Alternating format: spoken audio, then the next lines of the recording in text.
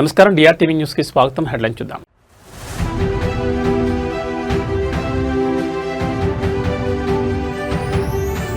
స్వచ్ఛాంధ్ర స్వర్ణాంధ్ర దిశగా కూటమి ప్రభుత్వం అడుగులు. నెట్టింట డిజిటల్ ప్రచారం శరవేగం.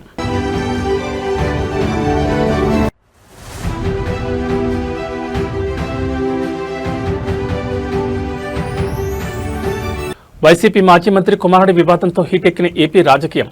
సోషల్ మీడియాలో పీక్స్కు చేరిన వార్.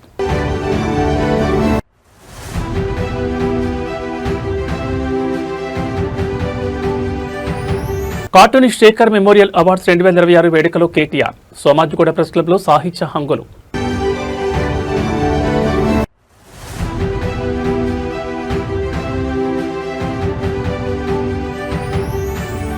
బాన్సువాడ ప్రభుత్వ ఆసుపత్రి నిర్లక్ష్యంపై హరీష్ రావు నిప్పులు. నిమ్స్లో బాలింతల పరామర్శ. ఇక డీటెయిల్స్ చూస్తే, ఆంధ్రప్రదేశ్ రాష్ట్ర సమగ్ర ప్రగతి, పర్యావరణ పరిరక్షణ లక్ష్యంగా కూటమి ప్రభుత్వం సరికొత్త సంకల్పంతో ముందుకు సాగుతోంది.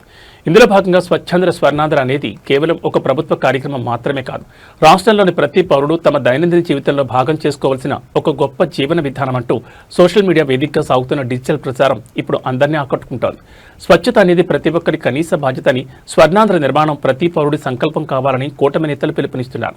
ఈ మార్పు సమాజంలో క్షేత్రస్థాయి నుంచి రావాలంటే విద్యాలయాలే సరైన వేదికలని ప్రభుత్వం భావిస్తోంది. పాఠశాలల్లో పిల్లలకు కేవలం పుస్తకాల్లోని చదువు మాత్రమే కాకుండా వ్యక్తిగత పరిశుభ్రత, వ్యర్థాల నిర్వహణ, పర్యావరణ పరిరక్షణతో పాటు సామాజిక బాధ్యతలపై ప్రాథమిక స్థాయి నుంచి అవగాహన కల్పించాల్సిన అవసరం ఎంతైనా ఉంది. ఈ రోజు మనం పిల్లలకు నేర్పే మంచి అలవాట్లే రేపటి నవ్యాంధ్రప్రదేశ్ భవిష్యత్ ముఖ చిత్రాన్ని అద్భుతంగా తీర్చిదిద్దుతాయని, నాటి భావి పౌరులే రేపు భవ్య పౌరులుగా ఎదిగి పరిశుభ్రమైన ప్రగతిశీలమైన స్వర్ణాంధ్ర నిర్మాణంలో భాగస్వాములవుతారని నేతలు ఆశాభావం వ్యక్తం చేస్తున్నారు. ముఖ్యమంత్రి చంద్రబాబు విజన్ తగ్గట్లుగా సీనియర్ నేత దేవినేని ఉమా సహా కూటమి శ్రేణులు ఇది మంచి ప్రభుత్వం అనే స్లోగన్తో ఈ కార్యక్రమాన్ని ప్రజల్లోకి బలంగా తీసుకెళ్తున్నారు.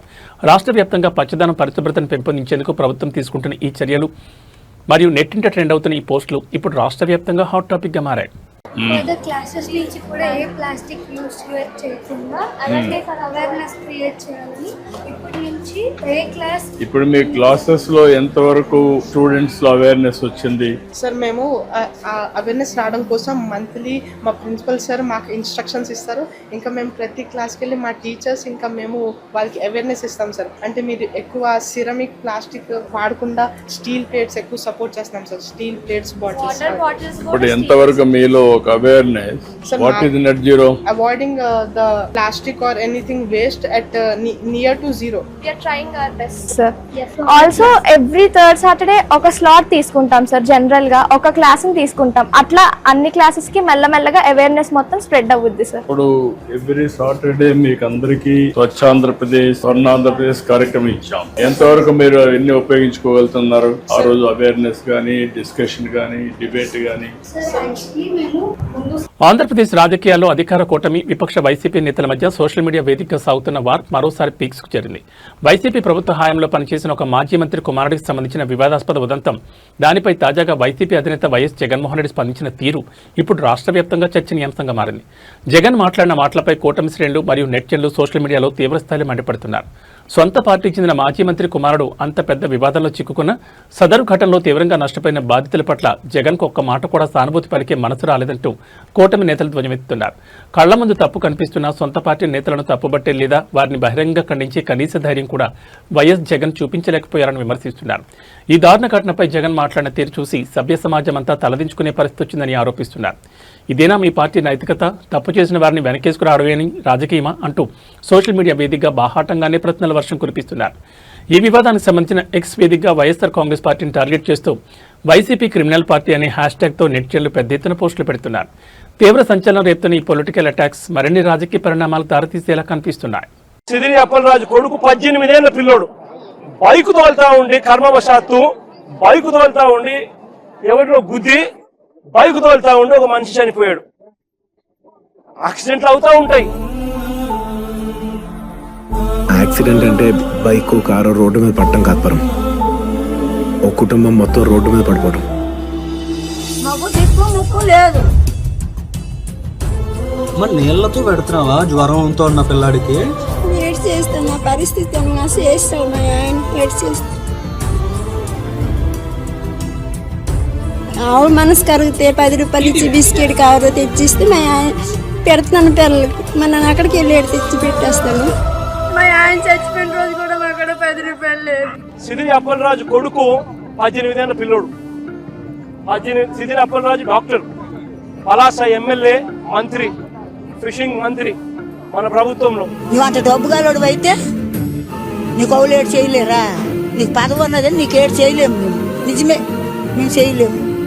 డబ్బు ఉందో, ధనం ఉందో, బియ్యం ఉందో చూడండి ఒకసారి వెళ్ళి. ఈ అమ్మాయి అబద్ధం చెప్పుతుందని 1,50,000. రాజకీయ విమర్శలు, ప్రతి విమర్శల మధ్య నిత్యం బిజీగా ఉండే బీఆర్ఎస్ వర్కింగ్ ప్రెసిడెంట్ కేటీఆర్ ఆదివారం ఒక వినూత్నమైన, ఆహ్లాదకరమైన సాహిత్య కళావేదికపై మెరిశారు. ప్రముఖ కార్టూనిస్ట్ శేఖర్ స్మారకార్థం సోమాజిగూడ ప్రెస్ క్లబ్లో నిర్వహించిన కార్టూనిస్ట్ శేఖర్ మెమోరియల్ అవార్డ్స్ 2026 ప్రదానోత్సవానికి ఆయన ముఖ్య అతిథిగా హాజరయ్యారు. ఈ సందర్భంగా ప్రతిభావంతులైన కార్టూనిస్ట్ ఎం నారు, చిత్రకారుడు కోరెళ్ల శ్రీనివాసులకు కేటీఆర్ చేతుల మీదుగా పురస్కారాలు అందజేశారు. ఈ వేదికపై కేటీఆర్ మాట్లాడుతూ నిత్యం రాజకీయ ఒత్తిడిలో ఉండే తమకు ఇలాంటి కవులు, రచయితలు, చిత్రకారుల వేదికలు ఎంతో ఉపశమనాన్ని, పాత జ్ఞాపకాలను అందిస్తాయని ఆనందం వ్యక్తం చేశారు. ఒక చిత్రం 1000 పదాలతో సమానమంటూ కార్టూన్లు సమాజంపై చూపే ప్రభావాన్ని కొనియాడారు. ఇదే క్రమంలో తనకు అంతర్జాతీయంగా బిల్ వాటర్సన్ సృష్టించిన Calvin and Hobbes cartoon scripts అంటే ఎంతో ఇష్టమని తన మనసులోని మాటను పంచుకున్నారు. అలాగే తెలుగులో ఈనాడు, శ్రీధర్, సాక్షి శంకర్ వంటి ప్రముఖుల ప్రతిభను ప్రశంసించారు. దేశంలో ప్రస్తుతం మహాత్మా గాంధీ చూపిన సిద్ధాంతాల అవసరం ఎంతైనా ఉందన్న కేటీఆర్ మత విశ్వాసాలు వ్యక్తిగతమని, పరస్పర గౌరవంతో సమాజం ముందుకు సాగాలని ఆకాంక్షించారు. ముఖ్యంగా తెలంగాణ ఉద్యమ సమయంలో కార్టూనిస్ట్ శేఖర్ గీసిన చిత్రాలు ప్రజల్లో ఉద్యమ స్ఫూర్తిని రగిలించాయని కేటీఆర్ గుర్తు చేసుకున్నారు. తీవ్ర అనారోగ్యంలోనూ తెలంగాణ బిల్లు పార్లమెంట్లో ఆమోదమైన రోజున శేఖర్ గన్పాట్కు వెళ్లి ఆనందించిన ఘటన తనను ఎంతో కదిలించిందన్నారు. అయితే జూన్ 2, 2014 తెలంగాణ రాష్ట్రం ఏర్పడకముందే ఆయన మరణించడం దురదృష్టకరమన్నారు. జీవితంలో గెలుపోటములు సహజమని, అధికారంలో ఉన్నా లేకపోయినా ప్రజలకు మేలు చేయడమే ప్రజాప్రతినిధుల కర్తవ్యమని స్పష్టం చేశారు. వచ్చే ఏడాది నుంచి ఈ అవార్డుల వేడుకను ప్రెస్ క్లబ్లో కాకుండా రవీంద్ర భారతిలో మరింత వైభవంగా నిర్వహించేందుకు తన వంతు పూర్తి సహకారం అందిస్తారని కేటీఆర్ హామీ ఇచ్చారు.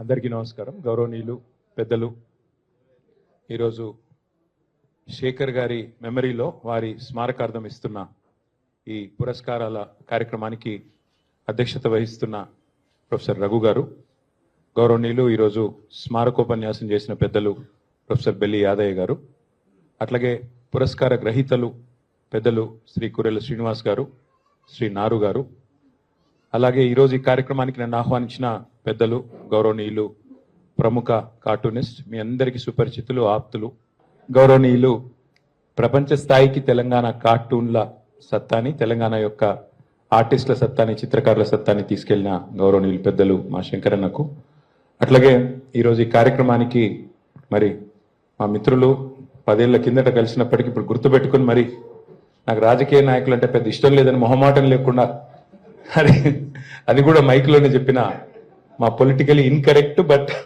కరెక్ట్ ఆలోచన విధానం ఉన్న మా రమేష్ గారు, అట్లాగే ఈరోజు ఈ కార్యక్రమానికి నన్ను ఆహ్వానించిన సోదరుడు, మాకు ఢిల్లీ నుంచి మిత్రుడు, శేఖరన్న తమ్ముడు కంబాలపల్లి కృష్ణ గారు, అట్లాగే శేఖరన్న మరి ఆరాధించిందేమో చిత్రకళని, బట్ పెళ్లి చేసుకుంది చంద్రకళ గారిని, చంద్రకళ గారికి, అట్లాగే వారి కుమారుడు నందు, వారి కుమార్తె చేతన, వారి మనవడు యునీక్. నేను ఈ పేరు ఎక్కడ వినలేదు ఇదివరకు, ఫస్ట్ టైం వింటున్నా. మనమడి పేరే యునీక్.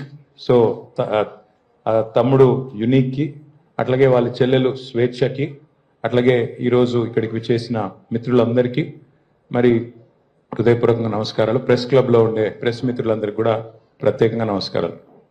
మాకు తెల్లారు లేస్తే రాజకీయాల్లో నువ్వెంత అంటే నువ్వెంత, నీ బతికెంత అంటే నీ బతికెంత, తెల్లారు లేస్తే మాకు అదే పంచాయతీ ఉంటుంది.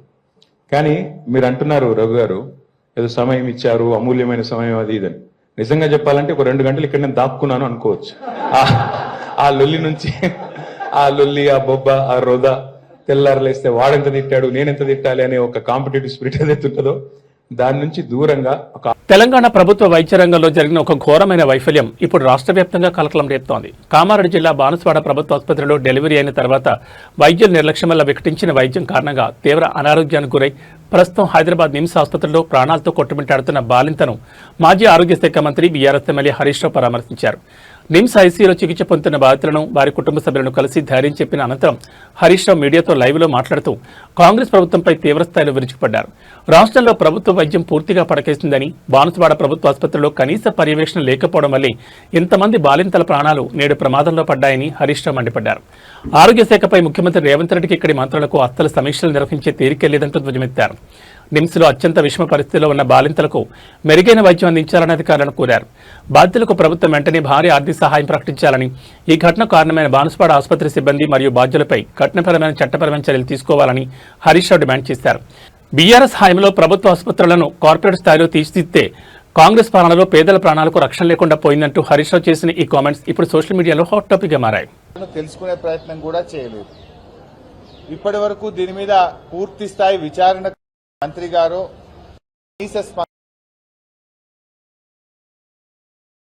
కావస్తున్న రాష్ట్ర ప్రభుత్వం నుంచి కనీస స్పందన కూడా లేదు. ఇప్పటి వరకు ఒక శాసనసభ్యుడు, ఒక మంత్రి గారు, వైద్య ఆరోగ్య శాఖ ఒక ఉన్నతాధికారు వచ్చి పరామర్శించిన పాపాన పోయింది లేదు. సంఘటన ఎందుకు జరిగింది అని పూర్వాపరాలను తెలుసుకునే ప్రయత్నం కూడా చేయలేదు. ఇప్పటి వరకు దీని మీద పూర్తి స్థాయి విచారణకు కూడా ఆదేశించలేదు. ఇవాళ ఆ తల్లుల పరిస్థితి ఏంది? చిన్న పిల్లలు, వాళ్ళు పూర్తిగా కోలుకొనకపోతే రేపు ఆ పిల్లల్ని ఎలా చూసుకోవాలి, ఆ సంసారాన్ని ఎలా వెళ్లదీయాలి, ఆ కుటుంబ పరిస్థితులు ఎంత దారుణంగా దెబ్బతింటాయో ఒక్కసారి ఆలోచించాల్సిన అవసరం ఉంది. 10వ తేదీ 6గురికి మీరు సిజరింగ్ చేశారు. ఎప్పుడైతే వాళ్ళకి ఇన్ఫెక్షన్ వచ్చిందో మరి మళ్ళీ 11వ తేదీ ఎందుకు చేశారు? ఒకవేళ 10వ తేదీ సిజరింగ్ చేసిన వాళ్ళు రాత్రి నుంచే మోషన్స్, వామిటింగ్స్, చలి జ్వరంతో బాధపడుతున్నప్పుడు అదే థియేటర్లో మళ్ళీ 11వ తేదీ మరో 4గురికి కూడా సిజరింగ్ చేయడం వల్ల ఆ 4గురు కూడా ఎఫెక్ట్ అయినారు. అంటే ఇక్కడ వాళ్ళని మేము మాట్లాడినప్పుడు 2 విషయాలు చెప్తా ఉన్నారు. పేషెంట్స్ యొక్క అటెండెంట్స్ కానీ, పేషెంట్స్ కానీ, థియేటర్లో ఉన్నటువంటి ఇన్ఫెక్షన్ మాకు సోకింది, థియేటర్ మెయింటెనెన్స్ సరిగా లేకపోవడం వల్ల మేము 10 మందిని డాక్టర్ల నిర్లక్ష్యానికి బలయ్యాము అని చెప్పి చెప్తా ఉన్నారు. ఇంకొక పేషెంట్ అటెండెంట్ ఏమంటున్నారంటే కాలం చెల్లిన మందులు వాడారు, ఎక్స్పైర్డ్ మెడిసిన్ మాకు ఇవ్వడం వల్ల మాకు ఈ పరిస్థితి ఏర్పడ్డది అని చెప్పి ఇంకొక పేషెంట్ యొక్క అటెండెంట్స్ చెప్తా ఉన్నారు. భారత అంతరిక్ష పరిశోధన రంగంలో సరికొత్త చరిత్ర సృష్టించిన హైదరాబాద్కు చెందిన స్టార్టప్ సంస్థ స్కైరూట్ ఏరోస్పేస్ సాధించిన అద్భుత ఘనతపై ప్రధాని నరేంద్ర మోడీ ప్రశంసల జల్లు కురిపించారు. పార్లమెంట్ సమావేశాల ప్రారంభానికి ముందు దేశ రాజధాని ఢిల్లీలో మీడియాతో మాట్లాడిన ప్రధాని స్కైరూట్ సక్సెస్ కావడం దేశానికి గర్వకారణమని కొనియాడారు. కేవలం 28 ఏళ్ల యువత ఒక రాకెట్ను విజయవంతంగా రోదస్సులోకి పంపించారని, భారత అంతరిక్ష ప్రస్థానంలో ఇది అత్యంత కీలకమైన ఘట్టమని ఆయన అభివర్ణించారు. దేశ ఆర్థిక ప్రగతి గురించి ప్రధాని మోడీ మాట్లాడుతూ ప్రపంచ దేశాలన్నీ ఆర్థిక ఒడిదుడుకులు ఎదుర్కొంటున్న భారతదేశం మాత్రం ఏకంగా 7.7% ఆర్థిక వృద్ధి రేటును నమోదు చేస్తూ దూసుకుపోతోందని స్పష్టం చేశారు. ఈ వృద్ధి రేటు దేశ ప్రగతికి, ప్రభుత్వ సరైన విధానాలకు నిదర్శనమని పేర్కొన్నారు. ఇదే తరుణంలో ప్రారంభం కానున్న పార్లమెంట్ సమావేశాల గురించి ప్రధాని కీలక వ్యాఖ్యలు చేశారు. ఉభయ సభలు సమావేశాలు సజావుగా సాగేందుకు, అత్యంత ఫలప్రదమైన చర్చలు జరిగేందుకు ఎంపీలందరూ పూర్తి స్థాయిలో సహకరించాలని పీఎం మోడీ పిలుపునిచ్చారు. యువత సాధిస్తున్న విజయాలు, దేశ ఆర్థిక వృద్ధిపై ప్రధాని చేసిన ఈ వ్యాఖ్యలు ఇప్పుడు దేశవ్యాప్తంగా డిజిటల్ ప్లాట్ఫామ్స్ లో ట్రెండ్ అవుతున్నాయి. అనేక సిద్ధిयां प्राप्त की है और देशवासी गर्व से भर जाए, इस प्रकार की सिद्धियों का सिलसिला चला है. चाहे राष्ट्रीय हो, अंतर्राष्ट्रीय हो और अब तो अंतरिक्ष भी हो, एक प्रकार से भारत के लिए गर्व के पल रहे हैं. पिछले वर्ष मॉनसून सत्र के ठीक पहले भारतीय नागरिक इंटरनेशनल स्पेस स्टेशन पर पहुंचा था और कल ही परसों भारत का एक युवा स्टार्टअप, उसने बहुत बड़ी सिद्धि प्राप्त की है. विश्व के कम ही देश हैं जहां इस प्रकार से प्राइवेट ఆంధ్రప్రదేశ్ రాజకీయాల్లో మరో సంచలన ల్యాండ్స్కేప్ ఉదంతం కలకలం రేపుతోంది. వైఎస్ఆర్ కాంగ్రెస్ పార్టీ సీనియర్ నేత ఆంధ్రప్రదేశ్ అసెంబ్లీ మాజీ స్పీకర్ తమ్మినేని సీతారాంకు భూకుంభకోణం కేసులో గట్టి షాక్ తగిలింది. సుమారు 4 కోట్ల రూపాయల విలువైన భూ వివాదంలో ఆయనతో పాటు ఆయన కుటుంబ సభ్యులపై పోలీసుల దర్యాప్తు అత్యంత ముమ్మరంగా సాగుతోంది. ఈ కేసు వివరాల్లోకి వెళ్తే నకిలీ పత్రాలు, తప్పుడు మరణ ధృవీకరణ పత్రాన్ని సృష్టించి సుమారు 900 చదరపు గజాల విలువైన ల్యాండ్ను తమ్మినేని సీతారాం కుమారుడు తమ్మినేని చిరంజీవి నాగ్ పేరుపై అక్రమంగా నమోదు చేసినట్లు బలమైన ఆరోపణలు వచ్చాయి. ఈ వ్యవహారంపై రంగంలో దిగిన పోలీసులు కేసు నమోదు చేసి లోతుగా దర్యాప్తు చేస్తున్నారు. కేవలం కుమారుడే కాకుండా ఈ 5 కోట్ల రూపాయల విలువైన భూదంతా వెనుక మాజీ స్పీకర్ తమ్మినేని సీతారాం, అలాగే ఆయన భార్య తమ్మినేని వాణి పాత్ర కూడా ఉందనే అనుమానాలతో పోలీసులు ఆ కోణంలో కూడా విచారణ వేగవంతం చేశారు. కూటమి ప్రభుత్వం అధికారంలోకి వచ్చిన తర్వాత గత వైసీపీ ప్రభుత్వ హయాంలో జరిగిన ల్యాండ్ గ్రాంబింగ్స్ మరియు అక్రమాలపై ప్రత్యేక ఫోకస్ పెట్టిన తరుణంలో మాజీ స్పీకర్ తమ్మినేని సీతారాం కుటుంబంపై ఈ తరహా క్రిమినల్ దర్యాప్తు జరగడం ఏపీ రాజకీయాల్లో హాట్ టాపిక్గా మారింది. ఈ కేసులో పోలీసులు ఎలాంటి ఆధారాలు సేకరించారు, తదుపరి అరెస్టులు ఉంటాయా అనే అంశాలపై సర్వత్రా ఉత్కంఠ నెలకొంది. దీనికి సంబంధించి ఏదైనా ఉంటే అడగచ్చు.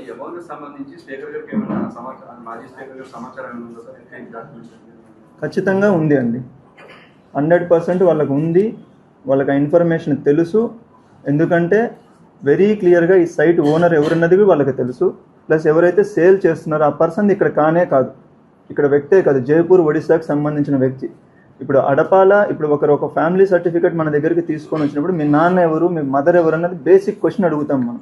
అందులో వెరీ క్లియర్గా మా నాన్న అంతవరకు గోవిందరాజు అన్న పేరు రాసి ఉంటే ఆ పర్సన్ బ్రతికే ఉన్నారు. ఆ పర్సన్ ఎవరున్నది మీకు అందరికీ తెలుసు. ఇక్కడ నేను చెప్పాల్సిన అవసరం కూడా లేదు. ఇక్కడ లోకల్గా ఏమని పిలుస్తారు, ఎందుకంటే అతనేం అన్నోన్ పర్సన్ కూడా కాదు, అందరికీ తెలిసిన పర్సనే అతను. సో అంత క్లియర్గా ఉన్నప్పుడు ఇది క్లియర్ క్రిమినల్ కన్స్పిరసీ. ఆ సైట్ ఏదైతే ఉందో ఆంధ్రప్రదేశ్లో కూటమి నాయకుల అరాచకాలు రోజురోజుకు మితిమీరిపోతున్నాయంటూ సోషల్ మీడియా వేదికగా తీవ్ర దుమారం రేగుతోంది. మొన్న గుంటూరు జిల్లాలో జరిగిన ఘటన మరొక ముందే నేడు కడప జిల్లాలో మహిళలపై తెలుగుదేశం పార్టీ నాయకులు జరిపిన దాడి తీవ్ర సంచలనంగా మారింది. కడప జిల్లాలో ఓ స్థల వివాదానికి సంబంధించి టీడీపీ అనుబంధ విభాగం టీఎన్ఎస్ఎఫ్ జిల్లా అధ్యక్షుడు బొజ్జల తిరుమలేష్ ల్యాండ్ సెటిల్మెంట్ పేరిట తీవ్ర అరాచకానికి పాల్పడినట్లు ఆరోపణలు వస్తున్నాయి. వివాదంలో ఉన్న స్థలంలోకి చొరబడి అక్కడ ఉన్న ఒక వృద్ధ మహిళపై తిరుమలేష్, అతని అనుచరులు దారుణంగా భౌతిక దాడి దిగారు. బాధితురాలను ఇచ్చుకెళ్తూ ఆమె జాకెట్ చించేసి తీవ్రంగా అవమానించినట్లు సమాచారం. అంతేకాకుండా రాడ్లు, కర్రలు, సుత్తులతో సదరు స్థలంలో హల్చల్ చేస్తూ అక్కడి వారిని భయభ్రాంతులకు గురిచేసిన విజువల్స్ ఇప్పుడు బయటకొచ్చాయి. ఈ దారుణానికి ఒడిగట్టిన టీఎన్ఎస్ఎఫ్ నేత బొజ్జల తిరుమలేష్ కడప మున్సిపల్ పరిధిలో కీలక నేతగా స్థానిక టీడీపీ ఎమ్మెల్యే మాధవిరెడ్డికి అత్యంత ముఖ్య అనుచరుడిగా ప్రచారంలో ఉన్నట్టు తెలుస్తోంది. అధికార పార్టీ అండ చూసుకుని మహిళలపై ఇలాంటి అరాచకాలు తెగబడుతున్నారంటూ స్థానికులతో పాటు విపక్షాలు తీవ్ర ఆగ్రహం వ్యక్తం చేస్తున్నాయి. మహిళలకు రక్షణ కల్పించాల్సిన కూటమి ప్రభుత్వంలో సొంత పార్టీ నేతలే వృద్ధురాలపై ఇలా దాడికి తెగబడ్డంపై సర్వత్రా విమర్శలు వ్యక్తమవుతున్నాయి. ఈ ఘోర ఘటనపై పోలీసులు కేసు నమోదు చేసి ఎలాంటి చర్యలు తీసుకుంటారో చూడాలి. మరి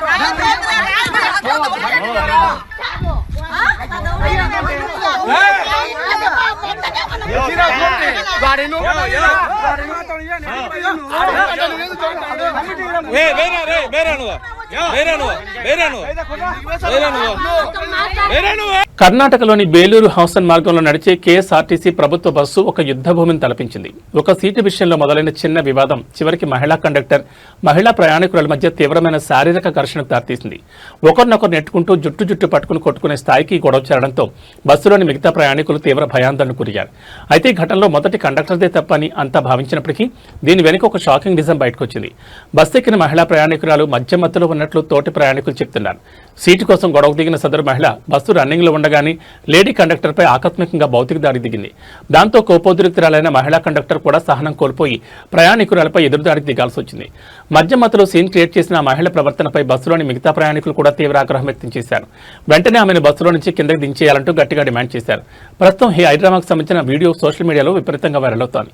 ఈ ఘటనపై కేఎస్ఆర్టీసీ రవాణా శాఖ అధికారులు సీరియస్ గా స్పందించారు. అసలు తప్పెవరిది, గొడవకు బలమైన కారణాలేంటనే కోణంలో ప్రయాణికులు మరియు సిబ్బంది నుంచి పూర్తి వివరాలు సేకరించి విచారణ జరుపుతున్నారు.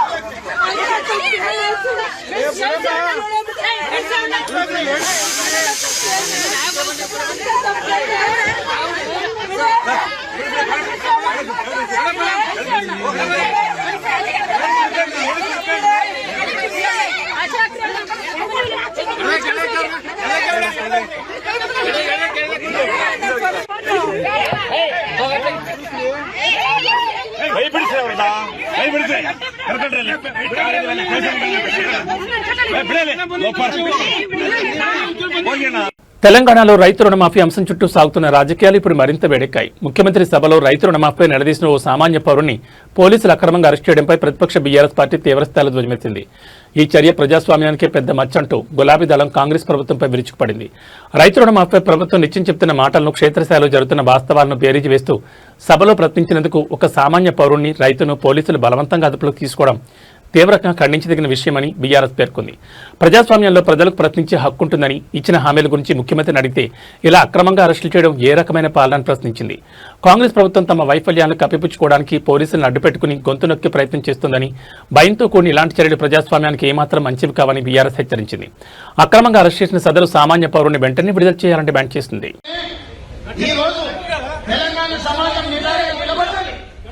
ఎవరు మాట్లాడినా, ఎవరు ఇట్లాంటి ఏషాలు చేసినా ఈ సమాజం నిలబడి ఎదుర్కొంటుంది. అందుకే ఈరోజు మిత్రులారా, ఎవరు ఎన్ని ఏషాలు మెగా కాంపౌండ్ నుంచి ప్రొడ్యూసర్ గా మారి విభిన్నమైన కంటెంట్ తో సినిమాలు తీస్తున్న యంగ్ ప్రొడ్యూసర్ నిహారిక కొణిదెల ఇంట్లో జాతీయ అవార్డు సంబరాలు అంబరాంతాకాయి. ఆమె నిర్మాణంలో తెరకెక్కిన వైవిధ్యభరిత చిత్రం కమిటీ కుర్రాడు జాతీయ అవార్డును కైవసం చేసుకోవడంతో మెగా ఫ్యామిలీతో పాటు చిత్ర యూనిట్ అంతా ఫుల్ జోష్లో ఉంది. ఈ అద్భుత గంతపై మెగాస్టార్ చిరంజీవి ప్రత్యేకంగా నిహారికను అభినందించడం ఇప్పుడు నెట్టింట హాట్ టాపిక్ గా మారింది. ఈ జాతీయ అవార్డు విజయంపై నిహారిక కొణిదెల మాట్లాడుతూ ఒక అరుదైన మెగా సెంటిమెంట్ గుర్తు చేసుకుని సంతోషం వ్యక్తం చేశారు. గతంలో మెగా కాంపౌండ్ నుంచి వచ్చిన క్లాసిక్ మూవీ రుద్రవేణ చిత్రానికి తన తండ్రి నాగబాబు జాతీయ అవార్డు అందుకున్నారని, ఇప్పుడు దశాబ్దాల తర్వాత కూతురిగా నువ్వు నేషనల్ అవార్డు అందుకోవడం అత్యంత గర్వంగా ఉందంటూ పెదనాన్న చిరంజీవి తనను గుండెలకు హత్తుకుని ప్రశంసించారని నిహారిక ఎమోషనల్ అయ్యారు. చిరంజీవి ఇచ్చిన కాంప్లిమెంట్ పై నిహారిక తనదైన శైలిలో స్పందిస్తూ ఈ టాలీవుడ్ ఇండస్ట్రీకే ఆయనే ఒక ఫ్రైడ్, అలాంటి ఒక పెద్ద తోపే వచ్చి నన్ను నువ్వు తోపువమ్మా అంటుంటే నేను నిజంగానే తోపులా ఫీల్ అవుతా కదా అంటూ ఎంతో సంతోషంగా నవ్వేశారు. నిహారిక చేసిన ఈ కామెంట్స్ కమిటీ కుర్రోళ్ళు సినిమాకు జాతీయ పురస్కారం దక్కడంపై మెగా అభిమానులు సోషల్ మీడియాలో పెద్ద ఎత్తున కాంగ్రెస్ చెప్తున్నారు. I think Chiranjeevi garu and Surekha mummy they were very very happy. అంటే డాడీ కూడా చెప్పారు, ఎందుకంటే రుద్రవీణ అప్పుడు డాడీ వెళ్ళి తీసుకున్నారు national award. So he said అప్పుడు మీ నాన్న తీసుకున్నారు, ఇప్పుడు you are going to take the national award. It's a very very pride moment for us as a family అని. ఆయనే ఇండస్ట్రీకి ప్రైడ్ అని నేను ఫీల్ అవుతుంటా, ఆయన నన్ను ప్రైడ్ అనడం అనేది తోపే అంటుంటే నేను ఆబ్వియస్గా తోపులో ఫీల్ అవుతా కదా. So yeah, I'm very happy, very very happy. And Hyderabad మార్కెట్లో ఇవాళ పసరి ధరలు స్వల్పంగా పెరిగాయి. అంతర్జాతీయ మార్కెట్ ప్రభావంతో పాటు స్థానిక డిమాండ్ కారణంగా గోల్డ్ రేట్లు స్వల్పంగా ఎగబాకాయి. తాజా ధరల ప్రకారం అత్యంత స్వచ్ఛమైన 24 క్యారెట్ల 10 గ్రాముల బంగారం ధర ఇవాళ ₹170 పెరిగి ₹1,43,460 చేరింది. అదేవిధంగా ఆభరణాల తయారీకి ఉపయోగించే 22 క్యారెట్ల 10 గ్రాముల పసిడి ధర కూడా ₹150 ఎగబాకి ప్రస్తుతం ₹131,500 పలుకుతోంది. ఇక బంగారం బాటలోని వెండి ధరలు కూడా భారీ స్థాయిలోనే ఉన్నాయి. మార్కెట్లో ప్రస్తుతం కేజీ వెండి ధర ₹2,34,900గా కొనసాగుతోంది. అయితే తెలుగు రాష్ట్రాలని వివిధ నగరాలను బట్టి, అలాగే స్థానిక బులియన్ మర్చెంట్స్ అసోసియేషన్లను బట్టి ఈ ధరల్లో స్వల్ప తేడాలు ఉండొచ్చని నిపుణులు చెప్తున్నారు. తెలుగు రాష్ట్రాల ప్రజలకు వాతావరణ శాఖ అత్యంత ముఖ్యమైన హెచ్చరిక జారీ చేసింది. ఎండలో ఉక్కపోతతో ఇబ్బంది పడుతున్న జనానికి ఉపశమనం కలిగిస్తూ బంగాళాఖాతంలో మరో అల్పపీడనం ఏర్పడబోతున్నట్లు భారత వాతావరణ కేంద్రం వెల్లడించింది. ఈ నెల 23 లేదా 24 తేదీల్లో బంగాళాఖాతంలో బలమైన అల్పపీడనం రూపుదిద్దుకోనుందని, దీని ప్రభావంతో రాబోయే వారం రోజుల పాటు దేశవ్యాప్తంగా భారీ నుంచి అతి భారీ వర్షాలు కురిసే అవకాశం ఉందని అధికారులు తెలిపారు. ఈ అల్పపీడన ప్రభావంతో దేశంలో మందగించిన రుతుపవనాలు తిరిగి బలంగా పుంజుకోనున్నాయి. ముఖ్యంగా నార్త్ సెంట్రల్ ఈస్ట్ ఇండియా పరిధిలోని రాష్ట్రాల్లో వారం రోజుల పాటు కుండపోత వర్షాలు పడతాయని ఐఎండీ పేర్కొంది. ఇక సౌత్ ఇండియా విషయానికి వస్తే దక్షిణ భారతంలోని పలు రాష్ట్రాల్లో కొన్ని చోట్ల మోస్తరు నుంచి భారీ వర్షాలు కురిసే ఛాన్స్ ఉంది. ప్రస్తుత ఉపరితల ఆవర్తన ప్రభావంతో ఇవాళ తెలుగు రాష్ట్రాల్లోని పలు జిల్లాల్లో విస్తారంగా వర్షాలు పడతాయని వాతావరణ శాఖ స్పష్టం చేస్తోంది. ఆంధ్రప్రదేశ్లోని శ్రీకాకుళం, మన్యం, పోలవరం, కృష్ణా, ఎన్టీఆర్, బాపట్ల, ప్రకాశం, నెల్లూరు, నంద్యాల, తిరుపతి జిల్లాలతో పాటు తెలంగాణలో రాజధాని హైదరాబాద్ సహా పలు జిల్లాల్లో ఇవాళ ఉరుములు మెరుపులతో కూడిన వర్షాలు కురిసే అవకాశం ఉంది. లోతట్టు ప్రాంతాల ప్రజలు, రైతులు అప్రమత్తంగా ఉండాలని అధికారులు సూచిస్తున్నారు. ఏబీ బులెటిన్ విశేషాలు. నమస్కారం.